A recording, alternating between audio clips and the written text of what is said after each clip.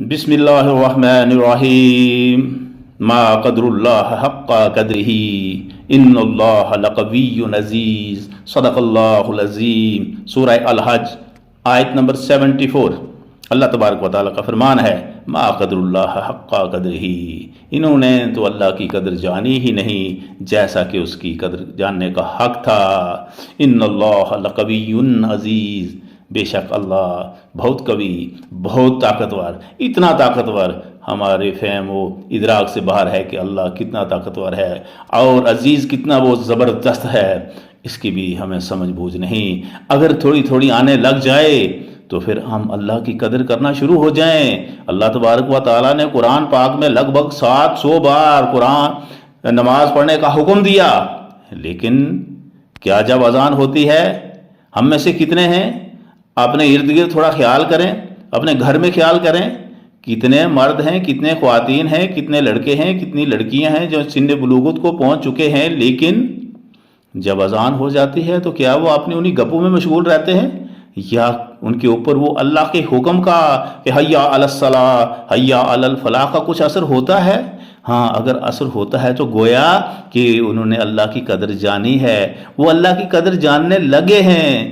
اور کیا جب کوئی ایسا کام جو قرآن اور حدیث میں منع ہے، جب وہ ان کے سامنے آتا ہے تو کیا اس سے وہ رک جاتے ہیں؟ اگر رک جاتے ہیں تو گویا کہ وہ قدر کرنا شروع ہو گئے ہیں، اگر نہیں رکتے تو گویا کہ وہ اللہ کی قدر نہیں کرتے ہیں۔ قرآن میں جتنے ڈوز ہیں یعنی کرنے کی باتیں ہیں، کیا وہ کرتے ہیں؟ اور جتنے ڈونٹس ہیں جو منع کیے گئے ہیں، کیا وہ ان سے منع رہتے ہیں یا دور رہتے ہیں؟ اگر ایسا کام کرنا شروع کر دیتے ہیں تو گویا کہ وہ اللہ کی قدر جاننے لگے ہیں۔ اور کیا وہ یہ خیال کرتے ہیں کہ ان اللہ لقوی عزیز، کہ اللہ تو بہت طاقتور ہے اور بہت ہی عزیز یعنی کہ بہت سخت ہے اور بہت زبردست ہے؟ ہاں، کبھی وہ سوچتے ہیں کہ ہمیں اگر وہ کہے ابھی صفائی ہستی سے مٹ جاؤ اور ہم مٹ جائیں، کیا ڈر ہے ہمیں کوئی ایسی بیماری لگ جائے، ایسی کوئی ڈیزیز لگ جائے کہ جس کا کوئی علاج ہی نہ ہو، ہم کہیں بھی جائیں تو ہمارا کچھ علاج نہ ہو، ہمارے اولیے بگاڑ دے، ہماری شکلیں بگاڑ دے، اور وہ قادر ہے؟ کیا یہ ڈر ہے ہمیں؟ کیونکہ وہ قوی عزیز ہے، ان اللہ علی کل شیء قدیر ہے، وہ کچھ بھی تو کر سکتا ہے۔ تو پھر اگر یہ چیزیں، یہ احساس ہمارے دل و دماغ میں جاگزی ہو گیا، پنپنے لگا، بڑھنے لگا، گویا کہ ہم اللہ کی قدر کرنے لگ گئے ہیں۔ لیکن اگر ہمیں پرواہ ہی نہیں، ہم خود سر ہیں، ہم زندگی اپنے حساب سے گزار رہے ہیں جیسے کہ ہماری مرضی ہے، گویا پھر ہم اللہ کی قدر نہیں کر رہے ہیں۔ اللہ توفیق دے کہ ہم اللہ کی باتوں کو مانیں، اس کے فرامین، اس کے احکام کو مانیں جو قرآن میں ہیں اور احادیث میں ہیں۔ نبی رحمت صلی اللہ علیہ وسلم کی جو احادیث ہیں، ان کے جتنے فرامین ہیں، فرمودات ہیں، ان پر ہم چلنا شروع کر دیں، انشاءاللہ ہم اللہ کی قدر کرنے لگ جائیں گے۔ لیکن اگر ہم اسے اگنور کریں، اس کو کان سے نکال ہی دیں، اذان ہو رہی ہے، پرواہ ہی نہیں ہے، حیا علی الصلاۃ حیا علی الفلاح ہو رہا ہے، اپنے کاموں میں لگے ہیں، اپنے گپوں میں لگے ہیں، کوئی بچوں کو دیکھ رہا ہے، کوئی کچھ کر رہا ہے۔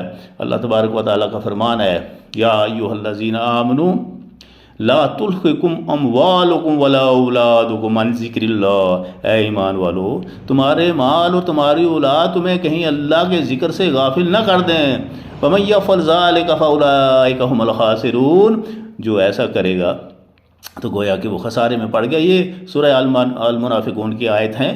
تو یہی چیزیں ہیں، اللہ کی قدر کیسے کرنی ہے، اس کے فرامین کو ماننا ہے، اس سے ڈرنا ہے کہ ہاں اگر وہ بہت مہربان ہے، وہیں وہ زبردست بھی ہے، وہ بہت سخت بھی ہے، وہ جبار اور قہار بھی ہے، وہ سخت سزا دینے والا بھی ہے، ایسی سزا کہ جس کا انسان سوچ بھی نہیں سکتا ہے۔